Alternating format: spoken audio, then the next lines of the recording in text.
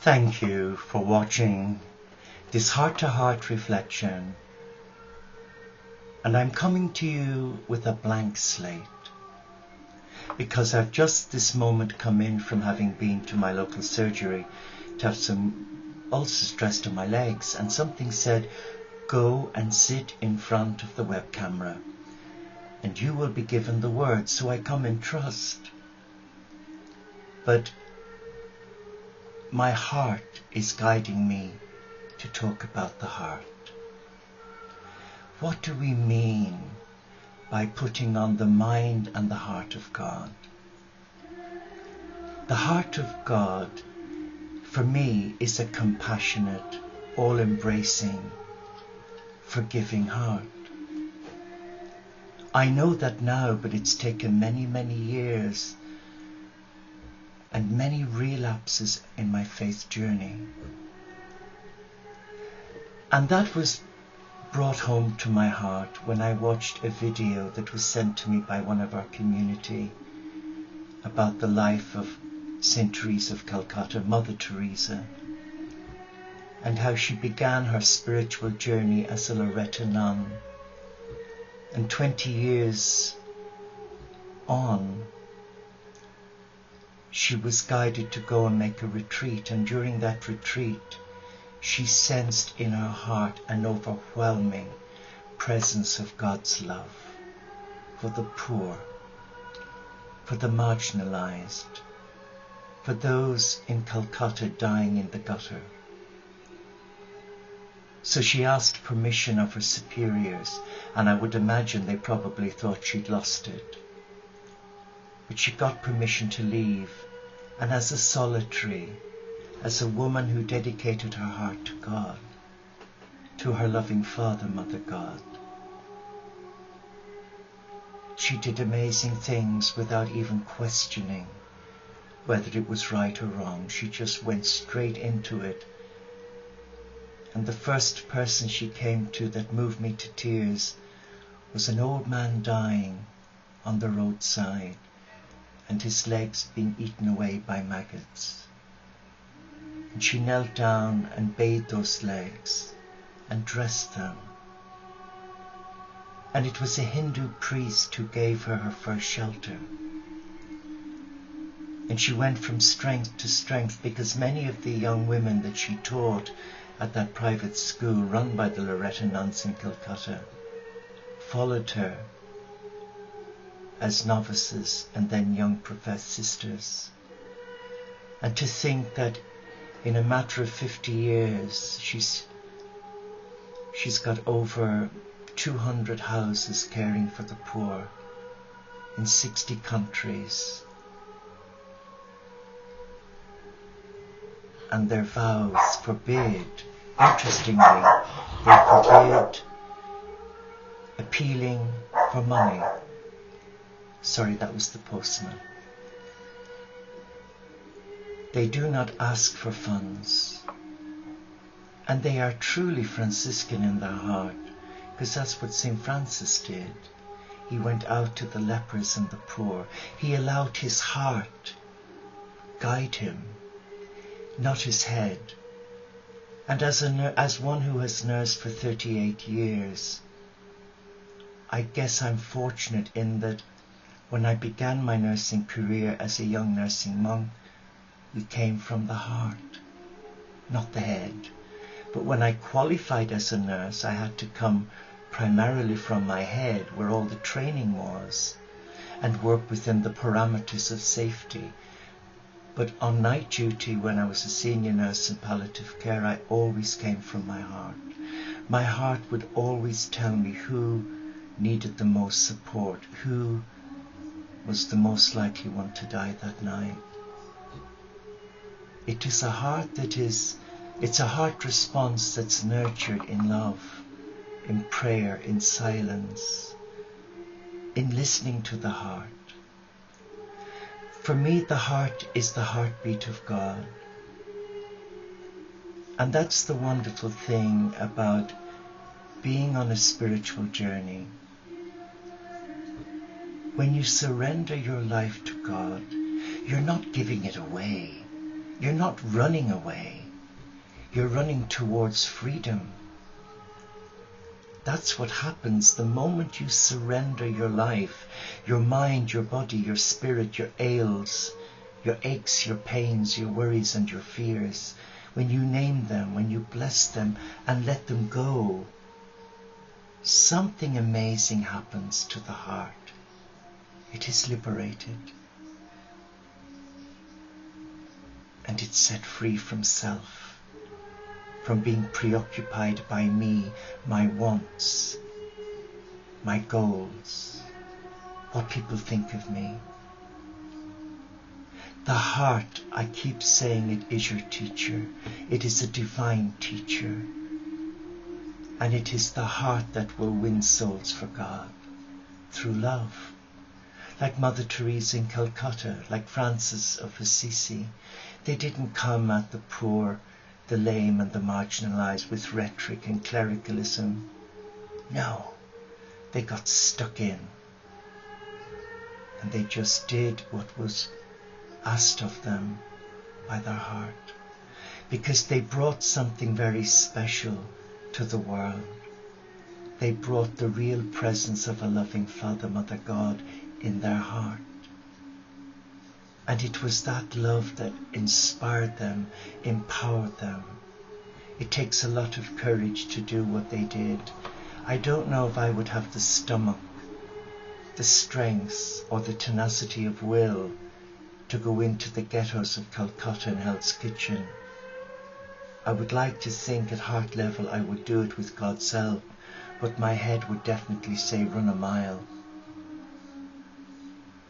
But the moment you surrender your heart, then God can use you to touch lives. Don't you think? Let me read to you a saying from Gandhi. To find yourself, you must first lose yourself in the service of others. And in a gentle way you can shape the world. And down through history, the Father, Mother God has demonstrated their love for you and me by sending ordinary men and women who've done extraordinary things for the children of God. Moses, Abraham, and in our generation, Martin Luther King, Sri Chinmoy, Mia Baba, Osho, Mother Teresa of Calcutta, Little Therese of Lisieux, and Bernadette of Subaru. But what I want to say to you is that we can sometimes get lost in our own vulnerability, where the mind, the worries and the fears of the world can eat away at the silence of the heart, where we can become busy bees, stinging people with our uncharitableness and blaming others rather than reflecting on what is it within me that's causing my disquiet and unhappiness. And the moment we leave our heart, the more we abandon our heart, I think the more we experience the reality of life, the cruelty of life. So when we come back to our heart, there's a sense of balance, harmony and divine connectedness. We're empowered by the love of a selfless God to nurture that divine oneness by denying ourselves, by taking up our cross of worry and fear each day, by embracing it, by blessing it and releasing it to God, and not trying to be clever by trying to outdo God's love. Let me read this to you, because these are channeled words from Christ. I am you. Some will preach about me and demand you believe them. With gentle grace some will manifest me by the way they are. You will recognize my truth in the whisper of a loving word, a humble smile. What they are, you are. Find yourself here in mirrors. I am you. Great are the trials you may face, until you know I always arrive there before you. What is that saying to you? It's saying that you're not alone. I'm not alone. For many years I convinced myself I was alone, but that was my ego, my mind. But now, living a simple life as a Franciscan enclosed monk, I'm guided more and more and more to listen only to my heart, not to listen to others. Interestingly, I had a message to one of my YouTubes from someone in America who said, "Are you not a Catholic monk? Because if you are, why are you referring to all these different gods and religions?"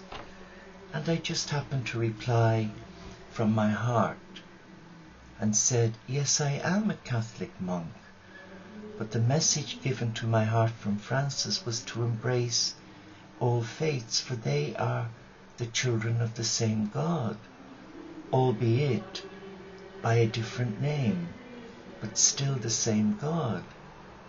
And that's what happens today. So many people get locked in that mindset of fear. Fear.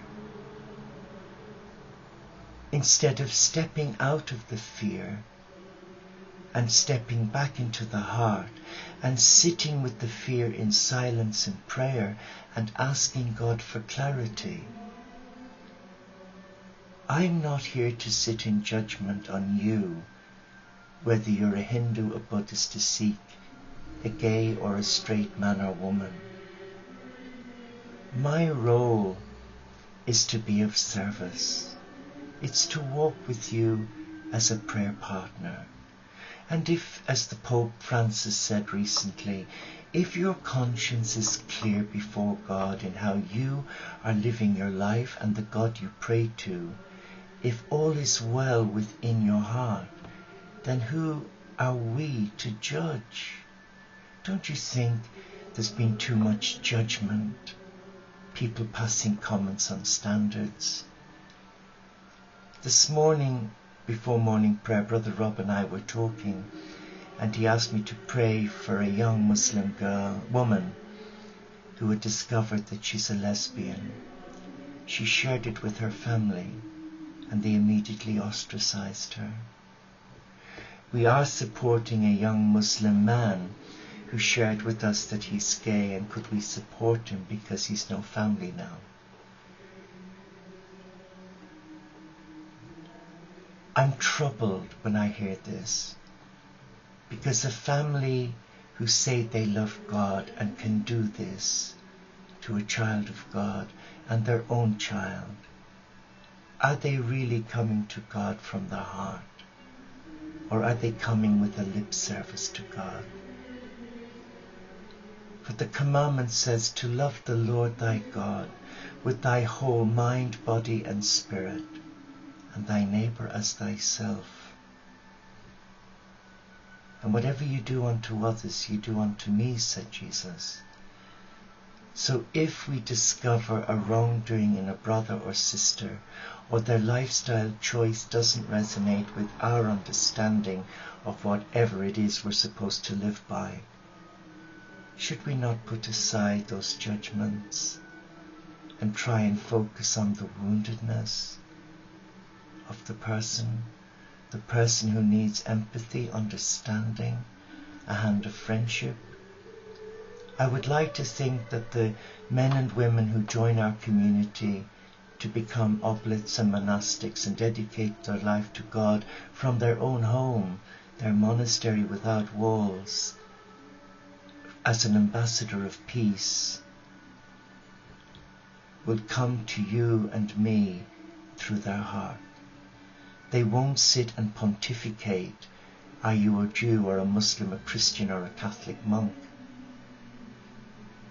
But that they will come to you from a heart of love, because God is love. And a heart that is open to God's love becomes an extension of that love. You become the hands and the feet of God. And it is God who touches that soul, not me.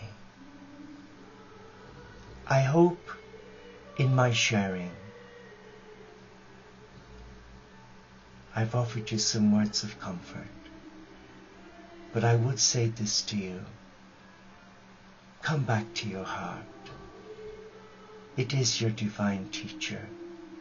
It will instruct you well, and it will lead you to the light. And never underestimate the power of the heart. Because the moment we surrender it to God, the moment we experience the complete fulfillment of that journey of love, and where nothing else matters but to remain in balance, in harmony, in nurturing our divine connectedness to divine oneness, the I Am presence within you and the divine all around you. So go in peace to love and to serve your God, and all will be well. Namaste. Shalom. Inshallah Paxet Bonum. Om Shanti. Solo di Caritas. Salam Alaikum. And peace. Please pray for me. God bless you.